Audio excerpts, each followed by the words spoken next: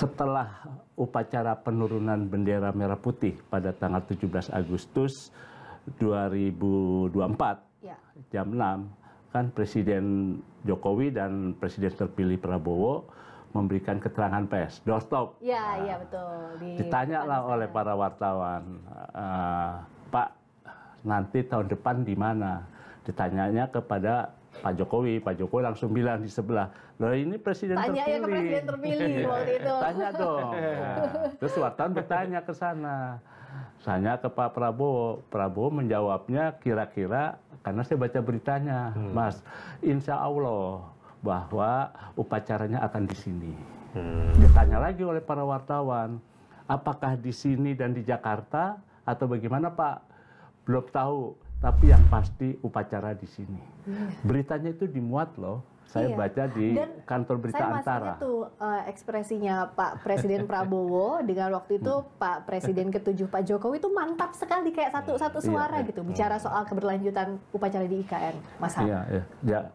Dan betul, ketegasan sikap Presiden terlihat di sekarang. Pekan lalu itu sejumlah pemberitaan menyatakan Kepala Otorita IKN, Pak Basuki Hadi Mulyono bilang, kami belum tahu memang upacaranya nanti di sini atau di Jakarta, tapi kami siap menyelenggarakan itu.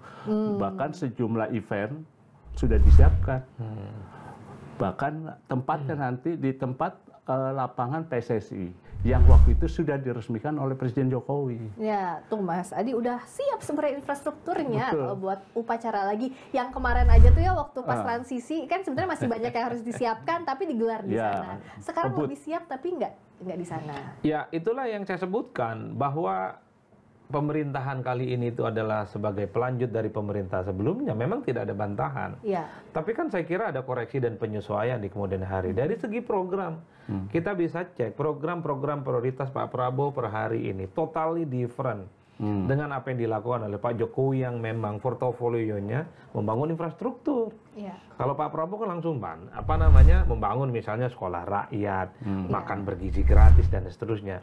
Artinya apa? Prabowo secara perlahan ingin menunjukkan sebagai presiden tentu ingin meninggalkan satu legacy yang berbeda dengan pemerintahan yang sebelumnya tanpa harus dibentur-benturkan.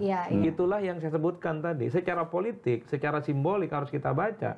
Kenapa soal Agustusan ini di KN atau tidak? Kan ini diuji oleh publik bagaimana hubungan kedua tokoh ini.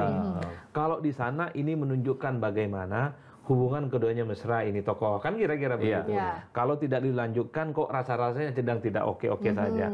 Yang ingin saya katakan, per hari ini sepertinya Presiden Pak Prabowo itu ingin menghindari polemik soal IKN. Apapun judulnya, IKN ini ada polemiknya yang tidak berkesudahan. Kalau dilanjutkan gaspol seperti Pak Jokowi ini ini memang masih bayang-bayang Jokowi. Kalau tidak dilanjutkan menunjukkan hubungannya sudah tidak oke-oke saja. Sepertinya itu yang kemudian ingin dihindari betul.